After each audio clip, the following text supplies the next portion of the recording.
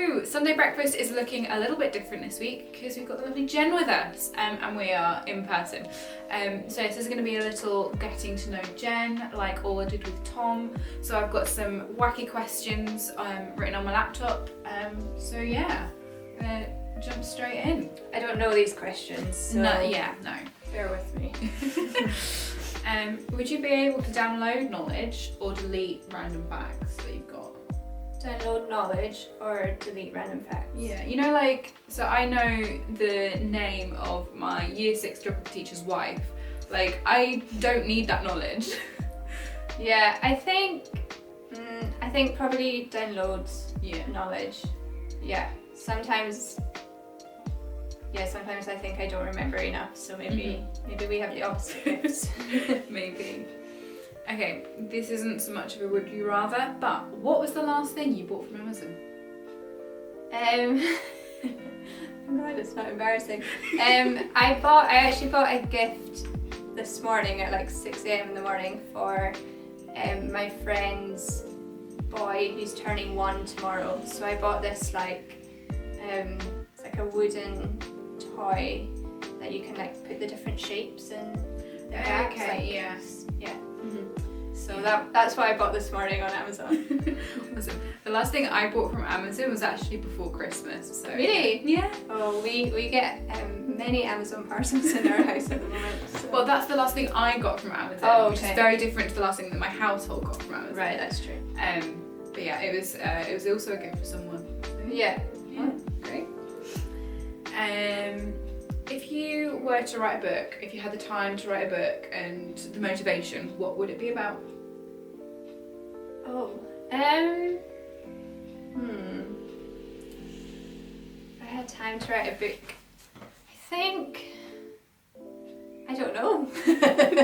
That's a really good question, but I have no idea. Maybe just stories of my life so far and things Jesus has done.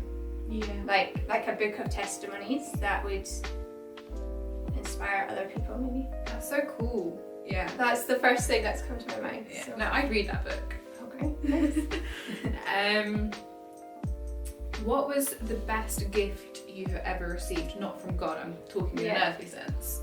You can also do both. No, that's a good question. Actually, first thing that popped into my mind, so when I was 21 years old, my gran gifted me with laser eye surgery. So I used to wear glasses growing up as a kid, and then I was wearing contact lenses, but when I went to dance school it was really difficult. My contact lenses kept falling out when I'd be turning and things like that, and so she actually gifted me laser eye surgery when I was 21. Wow. So I got the gift of seeing again. That's awesome. Sight, that's the word. Yeah. Oh, that's so cool. It was an amazing gift. Yeah, I did not know that. Yeah. I barely know you, but that's a really good random fact. Yeah. That I shall now forever remember. There you go. And hopefully you will all remember too. Yeah. So yeah, right, on to the sort of less random facts, and more meaty, deep, difficult. Hopefully not too difficult. Yeah, I hope not. But yeah, so how did you become a Christian? How did I become a Christian? So some of you might already know this because I mentioned it a little bit on the live stream just last week. But where I grew up on the Isle of Lewis, it was actually a few friends, or there was a few people in my school who all became Christians, and I just remember being thinking, man, they're really close. They're like a close friendship group.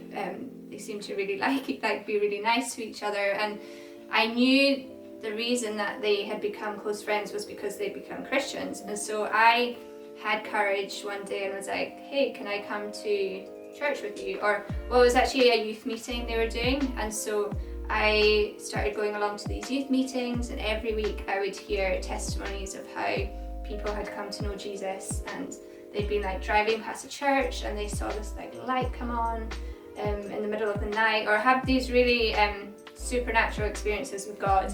And so I think just over time I started to hear more about Jesus and who he is and the relationship we can have with him. And I think it was actually over a year of that, there was one moment I was like, yes, this is what I want. And so I gave my life to Jesus. And I remember in the moment I was actually in my room and in my like bedroom at home, and I was talking to a friend on MSN, which is like WhatsApp of years ago maybe.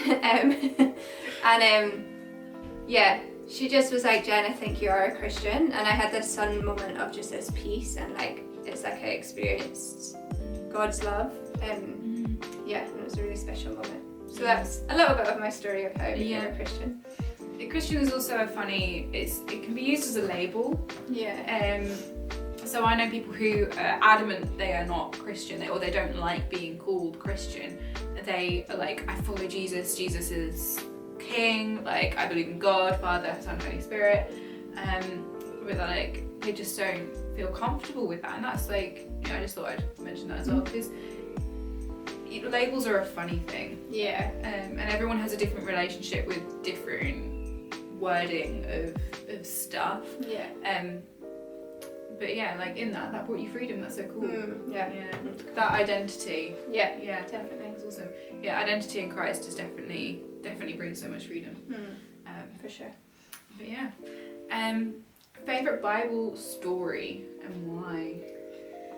Favorite Bible story. Gosh, I think the one that's come to my mind is the story of the prodigal son. Yeah, there's probably another one too that's come to my mind, but I'll say that one. So the story of the prodigal son, I think I really love it because Jesus sees us when we are kind of being like that obedient son, or who he seemed like the obedient son, you know, and he was working with his father and like doing all the right stuff, doing like helping his father out around the house. But then there's also the other son, the prodigal son, who like ran away and maybe wasn't necessarily following what his father had desired for him. And I think a lot of my story I've had lots of amazing times with Jesus, but I've also had some real struggles and times where in my life where I've probably not necessarily been looking directly at God. And I think what's just been amazing is every single time that's happened, or there's been a situation where something bad has happened to me, like he has always welcomed me home with a hug and a kiss and a robe, and like clothed me, and like doesn't see all the stuff that could be bad, the stuff that I've done that just isn't in line with him, or the stuff that's happened to me. He doesn't see that. He sees me as his daughter or as his son, and just welcomes me into love. And so I think that's probably one of my favorite stories, and every time I hear it or hear someone explain it in a different way, I often will like tear up. Yeah. I think that's probably one of my favorites. Yeah. Always done a Sunday breakfast on that story. Oh, has she? Yeah. Oh, I'll have to. Yeah, a while ago. I have to go back and listen to it. Yeah, no, it's a really good story. Yeah. Okay, next question. Yes, I'm ready. Why do you do what you do? Why do I do what I do? Is that like why? Also, what do you do and why do you do it? In general, like in. Yeah. Just go with what pops to mind. Yeah. I mean, I think my faith and my love for Jesus is the reason why I do everything that I do. Like every morning I wake up and I'm like, God, I want to do what you're doing today. I want to follow you. I want to. Yeah. I don't want to do something if you're not in it, kind of thing. So I think a lot of my life has been, since knowing him, has been led by my love for God and my love for him, and my want and my desire to see other people know him. And so things like living overseas, or like doing missions, or even recently doing dance movement psychotherapy, there's this, I do it because one, I love God and I know he loves me, and I want to show his love to other people. So doing things like therapy is like a way to help people. It's a way to help people come to know who they are. So I think like the underlying thing of why I do what I do is because I really love Jesus. But what's amazing is he loves me even more. And so yeah, so that is at the core of who I am, and it's the reason why I do everything. Yeah. Awesome. And then last but most certainly not least, tell us about a defining moment in your faith journey. Okay, a defining moment in my faith journey. So the first thing that's popped up into my mind. So when I was younger, I was incredibly shy. Like, I was really small and shy and tiny, and would barely say a word to people. Would barely, just very quiet. If we were in a big group of people, like, I'd probably be a lot quieter, wouldn't say much. But deep down, I always knew that wasn't how I was destined to live, or like I knew, there was something in me was like, no, I feel like I should be able to speak to people, I should be able to do this. And I remember a phrase in my life that God's used a lot is feel the fear and do it anyway. Anyway, that's just a bit of a background. And so to express how shy and challenging I found it in groups, like I remember being in groups of maybe like 15 people, or it would be like a staff meeting, or and I was like, oh, I need to share, like I need to tell people something.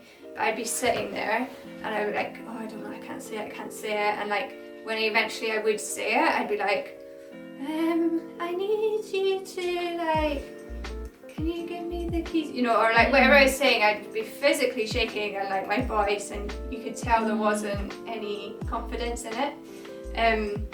But there was a moment, so this was actually when I was out in Mozambique, at the mission school that I used to staff. We had this, it was like inner healing prayer time. And we were actually just practicing, so we were being trained up on how to do it, and we were actually just practicing on the other staff members. But I had prayer, and like Jesus took me back to quite a traumatic situation in my life.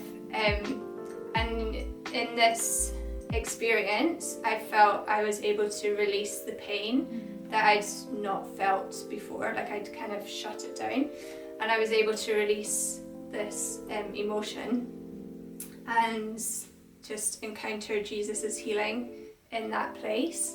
And I knew that was going to shift something in how I lived. Like it was a really significant moment, and to the point that the next day I stood up in front of a group of 50 people and was able to share my story of like what had happened, and I spoke clearly and confidently, I wasn't shaking.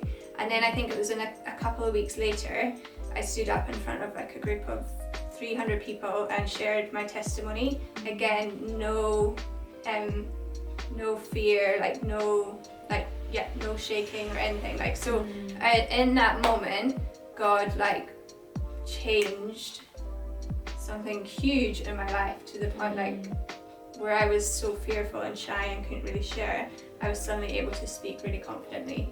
That's amazing. In front of. So I have so many stories, and I can't wait to share with you guys, and also to hear your stories of how God's moved in your life. But that was one that popped into my mind. So yeah. And that kind of healing can happen every single day in Sheffield, not just Mozambique. Yeah, that was just a moment there, but it happens. Yeah.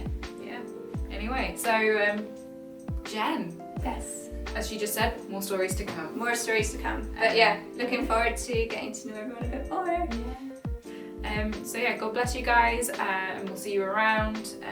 Exciting things to come. We've got some good stuff coming. So God bless, and see you next week. Ta-ra.